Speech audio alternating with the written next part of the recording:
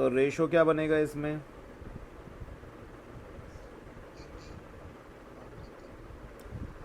ये pure germ line obtain करने के लिए किए जाते हैं टेस्ट क्रॉस और आउट क्रॉस। ये क्या हो जाएगा यहाँ पे? टॉल, टॉल और दो डॉर्फ। हाँ गलत लिख गया, कर रहा हूँ रिकॉर्डिंग में। हाँ हाँ मालूम है, रिकॉर्डिंग में 3 बार बोल दिया तुमने, गलत है, दुनिया सुने ताकि। सो टॉल 2 और डॉर्फ भी 2, ठीक। So what is the ratio of tallness and dwarfness? 2:2 और 1:1। सो जो दोनों ही रेशियो 1:1 है, चाहे जीनोटाइपिक लो चाहे फिनोटाइपिक लो।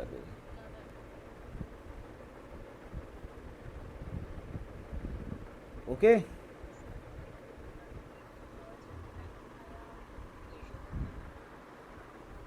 प्योर जर्म लाइन ऑब्टेन्ड हो जाते हैं, मतलब कि ये ऑर्गेनिज्म बिल्कुल प्योर जर्म लाइन के रहेंगे।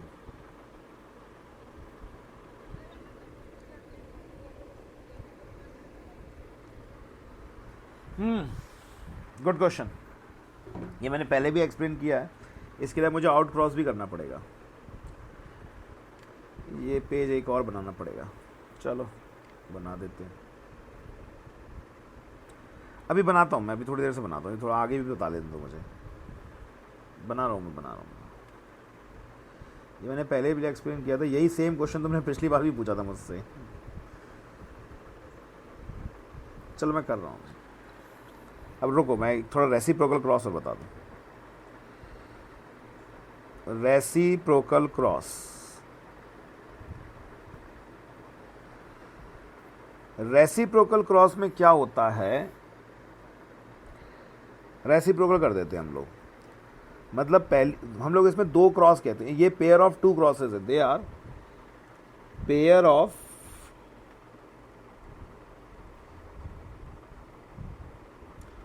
2 crosses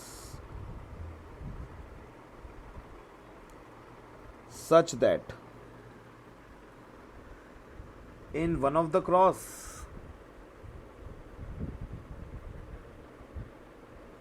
there are a pair of 2 crosses in F0 generation। ये भी लिखना पड़ेगा ना, they are pair of 2 crosses in कौन सी जनरेशन?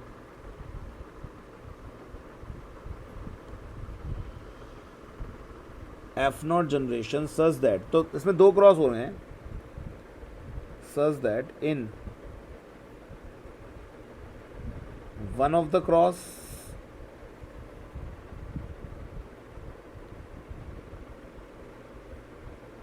इस तरीके से क्रॉस कर देंगे। In one of the cross, बताओ क्या? Male is taken as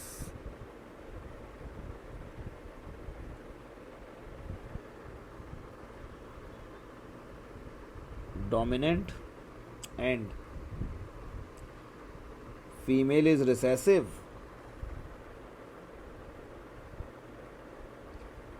and in another cross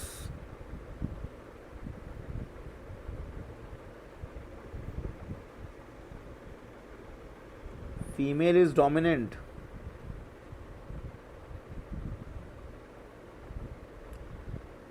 and male is recessive। ठीक है, 2 क्रॉस एक साथ हो रहे हैं, मतलब हमने पेयर चेंज कर रहे हैं। तो such pair of crosses are known as reciprocal cross. तो कैपिटल टी हमने किया, इसमें मेल को हमने डोमिनेंट ले लिया, फीमेल को रिसेसिव ले लिया। F1 जनरेशन में सारे कैसे होंगे? टॉल ही होंगे। सुन नहीं रहे हो तुम लोग? F1 जनरेशन में सब कैसे होंगे? टॉल होंगे। और अगर हम लोग फीमेल को डोमिनेंट ले लें, मेल रिसेसिव हो जाए, तब भी F1 जनरेशन में कैसे होंगे? सब टॉल ही होंगे। ठीक है, तो फिर ये क्रॉस कराया क्यों हमने? आदित्य क्यों कराया हमने ये क्रॉस, जब दोनों बार एक ही कंडीशन मिल रही है हमें? आदित्य सो गया, ये सो गया ये लड़का। सो ये कह रहा हूँ, ये क्रॉस कराया ही क्यों जब दोनों बार एक ही कंडीशन मिल रही है हमें तो। हाँ क्या साबित कर रहे थे, वही तो पूछ रहा हूँ, बोलो। देखो कैसे भूल जाते हैं इन लोगों, ऐसे ब्लैंक हो गए हैं। ये ऑफलाइन में भी आया था, ये सब भूल गया, कुछ आ नहीं रहा था। स्पोरोपोलिनिन ही भूल गया था, स्पोरोपोलिनिन क्या होता है वही भूल गया था ये। मैंने सेकंड चैप्टर स्टार्ट किया, स्पोरोपोलिनिन भूल गया, हद हो गई इन लोगों की।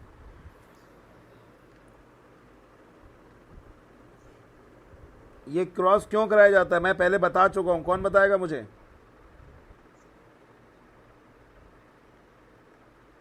बताओ जानवी, क्यों कराया जाता है ये cross?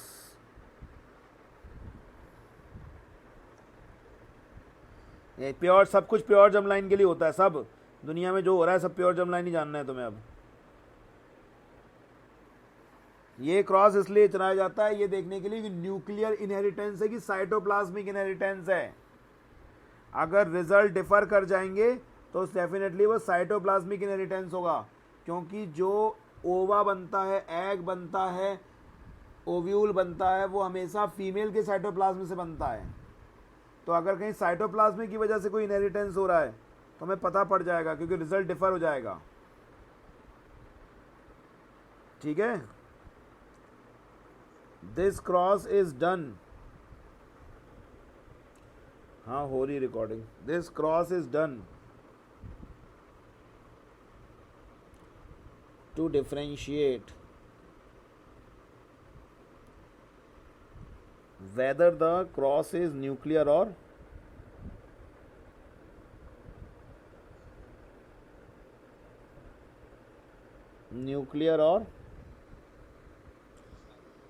Cytoplasmic inheritance. Cytoplasmic inheritance basically किस वजह से आती है? ए भगवान, छी छी छी, सब गुड़ गोबर कर रखा है, सब भूल गए तुम लोग। साइटोप्लाज्मिक इनहेरिटेंस किस वजह से आता है? बोलो।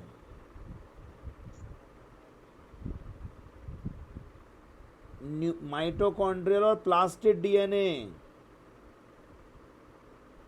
क्योंकि माइटोकॉन्ड्रिया और प्लास्टिड में अपना खुद का डीएनए होता है। भूल गए? हे भगवान, छी है।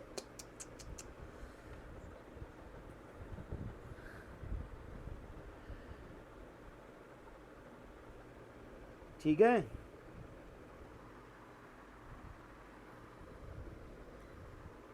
हाँ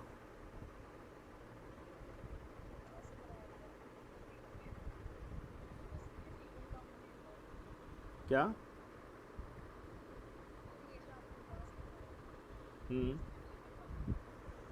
इस वाले में फीमेल डोमिनेंट है, पिछली बार में मेल डोमिनेंट था, पर रिजल्ट सेम आया। तो रिजल्ट सेम आया, इसका मतलब बताओ क्या ये न्यूक्लियर इनहेरिटेंस है कि साइटोप्लाज्मिक इनहेरिटेंस है? तो पागल वागल हो गए, इसमें बात ही समझ में नहीं आई। मतलब मेरा ये न्यूक्लियर इनहेरिटेंस है, तभी तो रिजल्ट सेम आया है, जीन्स के द्वारा कंट्रोल्ड हो रहा है। अगर साइटोप्लाज्म के द्वारा कंट्रोल्ड हो रहा होता तो पहली बार में साइटोप्लाज्म डॉफनेस का आता और दूसरी बार साइटोप्लाज्म में इसका आता टॉलनेस का, तो एक बार डॉफनेस आता एक बार टॉलनेस आता। ये न्यूक्लियर इनहेरिटेंस है, साइटोप्लाज्मिक इनहेरिटेंस नहीं है। नहीं आया समझ में? न्यूक्लियर इनहेरिटेंस क्या होता है? जो जीन्स के द्वारा कंट्रोल्ड होता है, कौन से न्यूक्लियस के जीन के द्वारा कंट्रोल्ड होता है।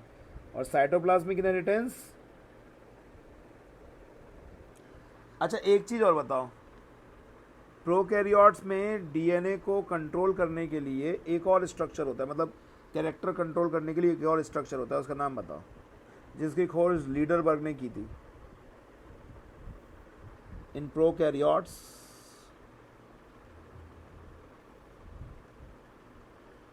बताओ।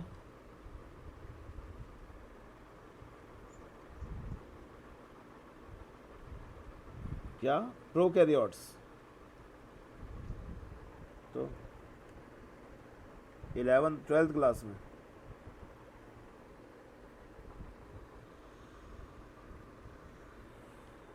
बताओ बताओ, तुम लोग बताओ, सभी से पूछ रहा हूँ मैं। चलो,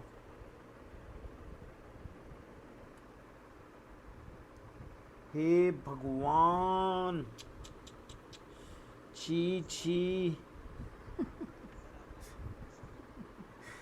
अभी मैं लिख दूंगा, तुम कहोगे यार ये पता था, याद था हमें। Plasmid, plasmid DNA, plasmid extra chromosomal DNA, भूल गए?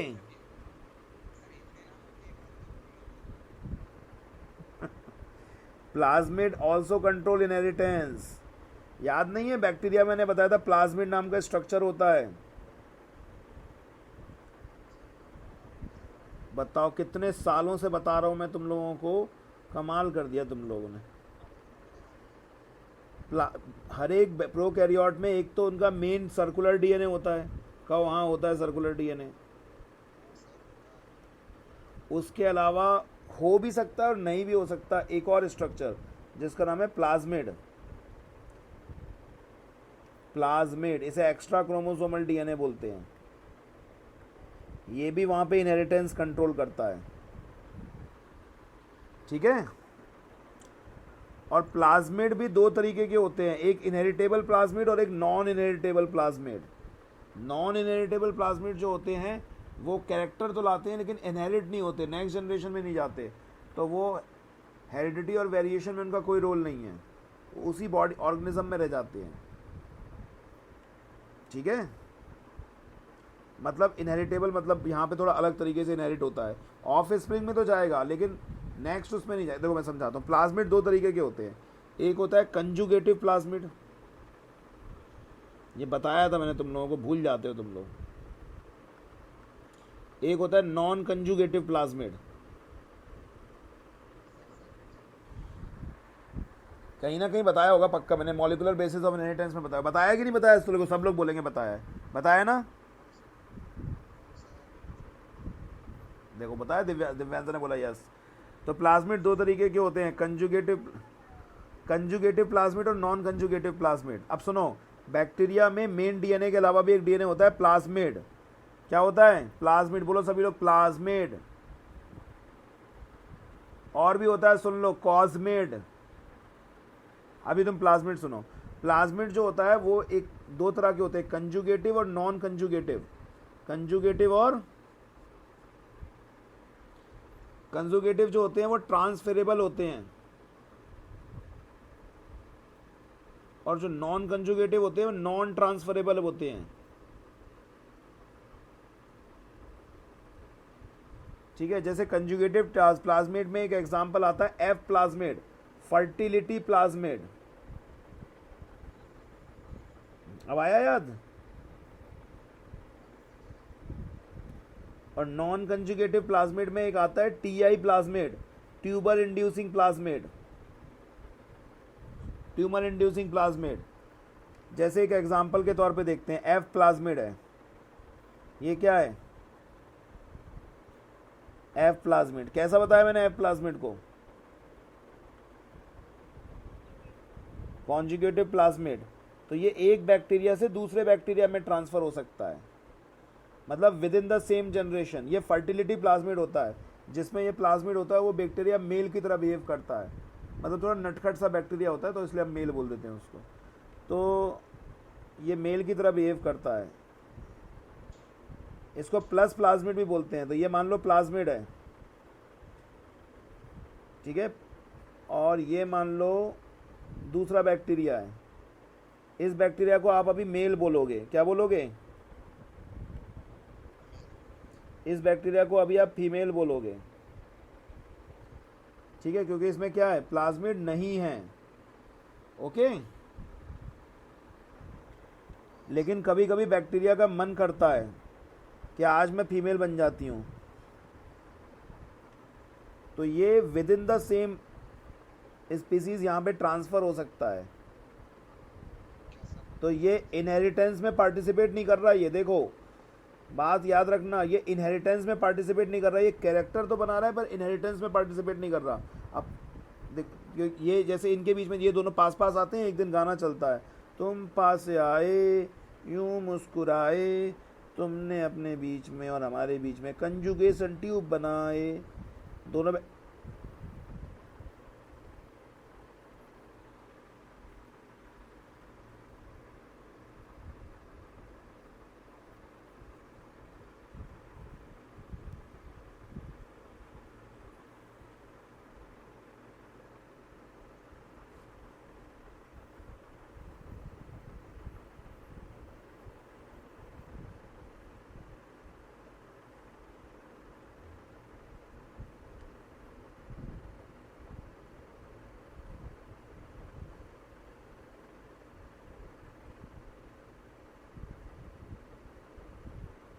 पास आए यूं मुस्कुराए, और फिर इसके बाद इन्होंने अपना प्लाज्मिड ट्रांसफर कर दिया इस पे।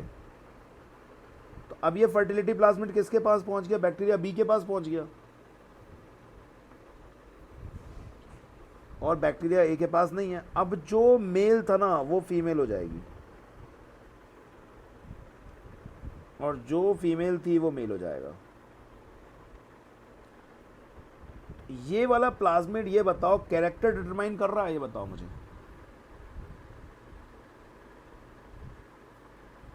बोलो, क्या ये प्लाज्मिड कैरेक्टर डिटरमाइन कर रहा है? बिल्कुल कर रहा है कैरेक्टर डिटरमाइन। मेल और फीमेलनेस के कैरेक्टर है, तभी तो उसका नाम पड़ता है फर्टिलिटी प्लाज्मिड। लेकिन क्या इनहेरिटेंस में पार्टिसिपेट कर रहा है? हाँ, तो ये जो कंजुगेटिव प्लाज्मिड होते हैं, यही मैं बोल रहा हूँ कि इनहेरिटेंस में पार्टिसिपेट नहीं करते। ठीक है, अब बात कर लेते हैं एक टीआई, ट्यूमर इंड्यूसिंग प्लाज्मिड की।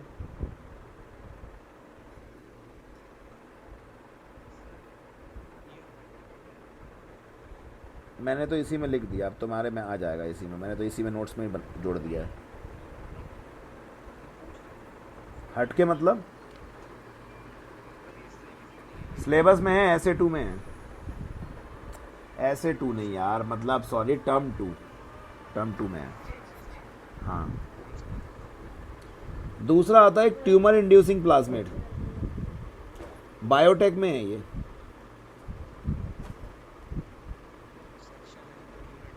हाँ, पूरी यूनिट है। तो ट्यूमर इंड्यूसिंग प्लाज्मिड जो होता है कौन सा, वो जब जैसे बैक्टीरिया का बाइनरी फिजन होगा, ठीक है ना, तो ये अपना काउंट डबल कर सकता है और नेक्स्ट जनरेशन में ट्रांसफर हो सकता है। तो ये तो इनहेरिटेंस में पार्टिसिपेट कर रहा है। ये सिट्रस कैंसर नाम की डिसीज क्रिएट करता है ट्यूमर इंड्यूसिंग प्लाज्मिड, तो ये तो इनहेरिटेंस में पार्टिसिपेट कर रहा है। लेकिन देखो पिछला वाला प्लाज्मिड जो है इनहेरिटेंस में पार्टिसिपेट नहीं कर रहा। ठीक है, तो ये मैं बता रहा था कि दो तरह के प्लाज्मिड होते हैं। फिर हमने बात करी थी डायब्रेड क्रॉस की, ज़्यादा बड़ा रिवीजन में बीच में बात निकल गई अपनी। इनहेरिटेंस ऑफ टू जीन्स, और हमने यहाँ पे दो तरह के क्रॉसेस देखे थे, दो तरह के नहीं, एक ही तरह का क्रॉस देखा था, दो तरह के रिजल्ट आए थे यहाँ पे। एक लॉ ऑफ सेग्रीगेशन और law of independent assortment. Phenotypic ratio, genotypic तो निकाल ही लोगे तुम लोग। ये हमने तीन फॉर्मूले देखे थे, नंबर ऑफ गैमीट्स निकालने के फॉर्मूले देखे थे, इस तरह से निकालते हैं। ये हमने दूसरी बात देखी थी फिनोटाइपिक निकालने का और नंबर ऑफ जीनोटाइप्स निकालने का। ठीक है, डायहाइब्रिड क्रॉप्स जो ऑब्जर्वेशन के बेसिस पे जो मेन लॉ प्रपोज हुआ था वो कौन सा? Law of independent assortment. क्या होता है लॉ ऑफ इंडिपेंडेंट असॉर्टमेंट?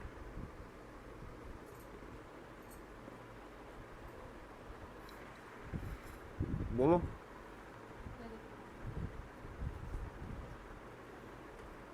क्या हो गया? हिंदी में बोलो।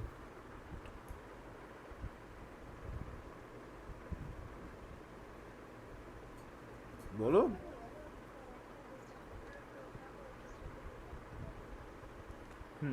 एक पेयर का सेग्रीगेशन दूसरे पेयर के सेग्रीगेशन पे डिपेंड नहीं करता है। ठीक है, और यहाँ पर थे हम लोग क्रोमोसोमल थ्योरी ऑफ इनहेरिटेंस पे, यहीं से हम स्टार्ट करना है। आज हम लोगों ने पढ़ा है आउट क्रॉस के बारे में मेनली और टेस्ट क्रॉस के बारे में।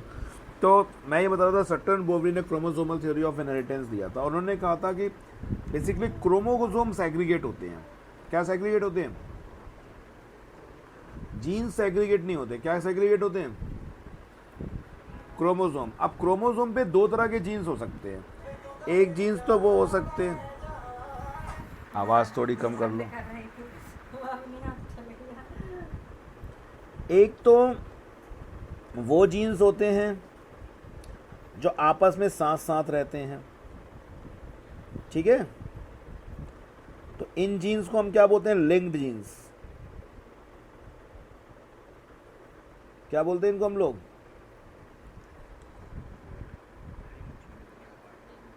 और जो जीन्स अलग अलग क्रोमोसोम पे होंगे उन्हें बोलेंगे नॉन लिंक्ड जीन्स, ठीक है?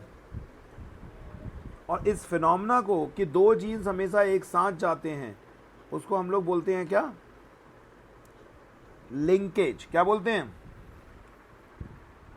तो इस छोटी सी बात बताने पे मॉर्गन ने इसका एक्सपेरिमेंटल प्रूफ भी दिया था। मॉर्गन को नोबेल प्राइज मिल गया था। तो मॉर्गन ने ये बताया था कि इतनी छोटी सी बात बताओ। और मॉर्गन ने एक और बात बोली थी कि जितना लिंकेज, मतलब ये क्रोमोसोम के बीच में, देखो आपको ये तो पता है ना कि क्रोमोसोम के बीच में क्रॉसिंग ओवर होता है। क्रोमोसोम्स के बीच में क्या होता है? Crossing over. तो मियोसिस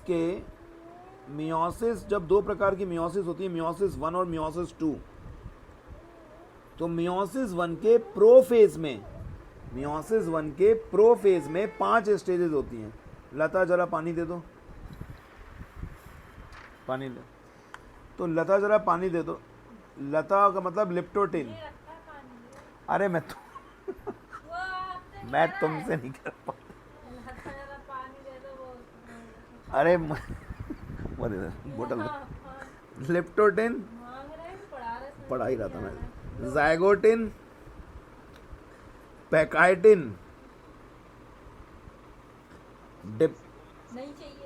कोई नहीं है, ऐसे ही लोग सोच रहे थे। डिप्लोटिन और डाइकाइनेसिस, ठीक है? ये 5 स्टेजेस होती हैं मियोसिस 1 में, मियोसिस 1 के प्रोफेज 1 में। तुम लोग सुन ही नहीं रहे मेरी बात। कितने सुनते थे पहले? तुम लोग सुन रहे हो? तो मियोसिस होती है रिडक्शनल सेल डिवीजन।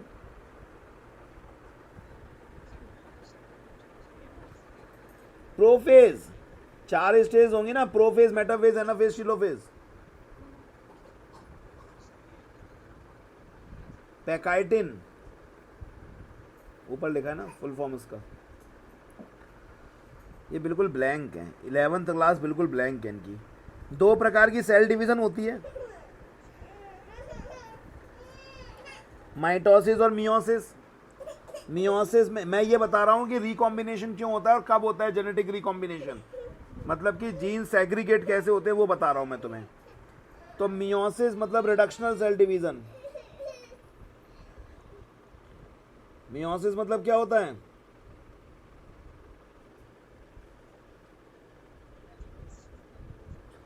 तो मियोसिस की 2 स्टेजेस होती है ना, मियोसिस 1 और मियोसिस 2।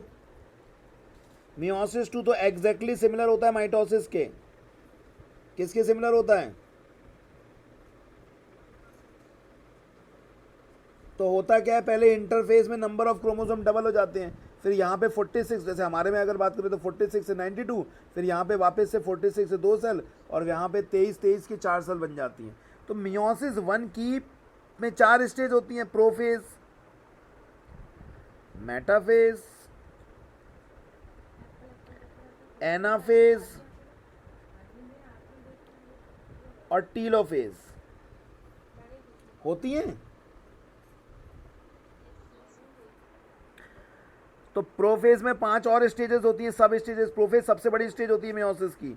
मियोसिस 1 की सबसे बड़ी स्टेज प्रोफेज 1 होती है। तो इसकी 5 सब स्टेजेस होती हैं। लता जरा पानी दे दो, उसको याद करने का तरीका होता है, तुम्हें 11th में भी पढ़ाया गया होगा। ये फेमस फॉर्मूला है, हर टीचर बताता है।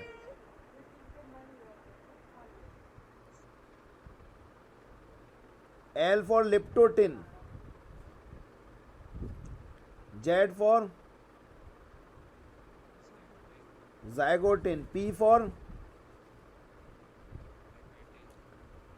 pectitin, D for diplotin और D for dikinesis. ठीक है, तो पैकाइटिन और डिप्लोटिन स्टेज के बीच में, स्पेसिफिकली कहाँ पर, पैकाइटिन और डिप्लोटिन स्टेज के बीच में, हमारी एनसीईआरटी ने उसको पैकाइटिन दे रखा है, कुछ बुकें में डिप्लोटिन लिखती हैं, लेकिन एग्जैक्टली बीच में होता है. तो पैकाइटिन और डिप्लोटिन स्टेज के बीच में, किसमें, हाँ, जो क्रोमोसोम्स होते हैं, होमोलोगस क्रोमोसोम पास पास आते हैं, और यहाँ पर नहीं, और यहाँ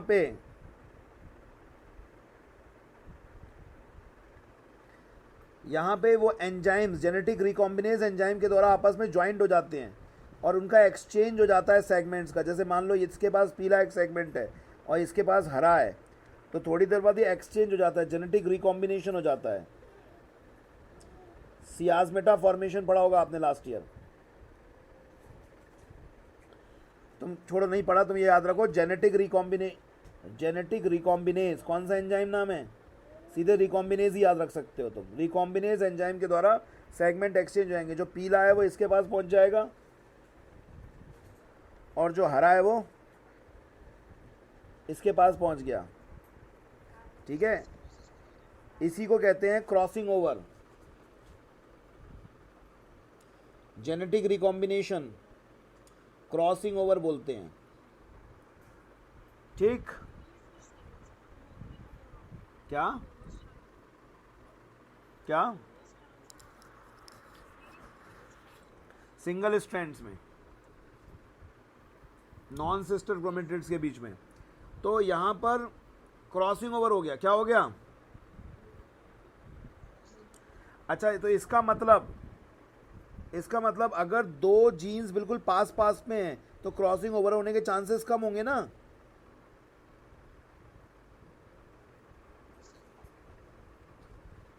ठीक है, चलो मैं यहाँ से कल बताऊंगा. टीएच मॉर्गन का ग्राफ पढ़ाना था एक्चुअली तुम लोगों को. सुनो, चुपचाप पढ़ लेना टीएच मॉर्गन का ग्राफ, मज़ा आता है उसको पढ़ाने में मुझे. टीएच मॉर्गन का मैं कल ग्राफ पढ़ाऊंगा, क्योंकि वो एनसीईआरटी में नहीं है. मैं तुम कहोगे कि सर क्यों एनसीईआरटी में क्यों नहीं है और ये फालतू की बकवास करोगे. वो पढ़ लेना, अच्छा लगता है वो पढ़ने में, वो पहले था सिलेबस में. स्ट्रेंथ ऑफ लिंकेज जो होता है वो हमेशा डिस्टेंस बिटवीन जीन के इन्वर्सली प्रोपोर्शनल होता है. ठीक है, तो जेनेटिक मैप कैसे बनाया जाता है हम कल देखेंगे फिर उसको. ठीक है, मैं इसको अपलोड कर देता हूँ और कल ही उस क्वेश्चन को डिस्कस करेंगे. एक बार बता दूंगा क्या नाम है उसका, क्या पूछा था मैं तो क्वेश्चन भी भूल गया. कल ही बात कर लेंगे. Okay, good night.